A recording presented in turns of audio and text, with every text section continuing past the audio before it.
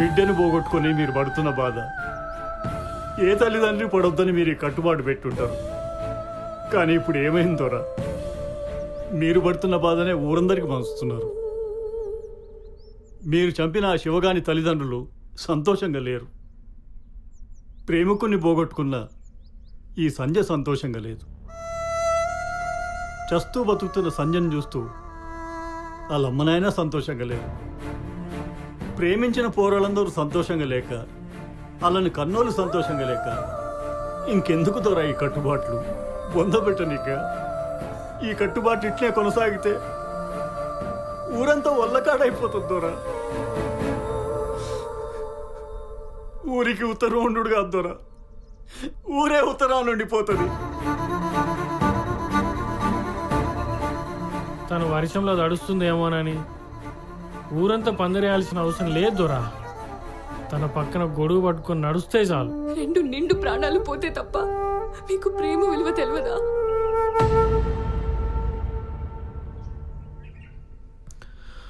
అసలు ఈ ఊర్లో ప్రేమ గురించి మాట్లాడే హక్కు, అధికారం నా ఒక్కడికే ఉంది.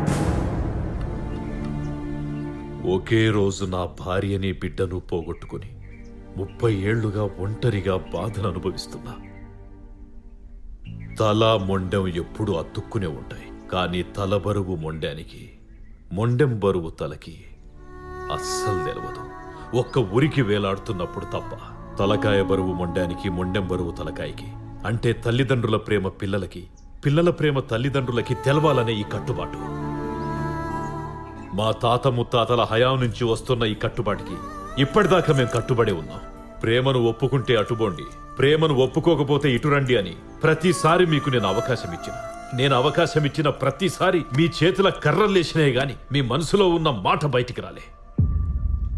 30 ఏళ్ల సంధి ఈ మార్పు కోసమే నేను ఎదురు చూస్తున్నా. ఆ మార్పు ఇయ్యాల మీలో కనిపించింది. ఆ రోజు నా కూతుర్ని పోగొట్టుకున్నా, ఇయ్యాల నా మేనకోడల్ని పోగొట్టుకోనికే సిద్ధమైన. ఇదంతా ఊరి కోసం, ఊరి కట్టుబాటు కోసం. కానీ ఇయాల ఊరంతా ఒకవైపు నిలబడి మార్పు కోరుకుంటుందంటే నాకు చాలా ఆనందంగా ఉంది. ఇన్నేండ్లు కన్నోళ్లు బాగుండాలని పిల్లల ప్రేమను అడ్డుకున్నా. ఇప్పుడు పిల్లల ప్రేమ కూడా నిజమని ఇంతమంది ఒప్పుకున్నారు. ఎప్పుడూ కోపాన్ని చూసిన మీ కండ్లల్లా ఈరోజు కన్నీళ్లు చూసినా ఇక చాలు. ఇప్పటి సంధి వేలాడే మొండాలు, తెగిపోయే తలకాయలు ఉండవు. అందుకే ఈ ఉట్టి కట్టుబాటును తీసేస్తున్నా.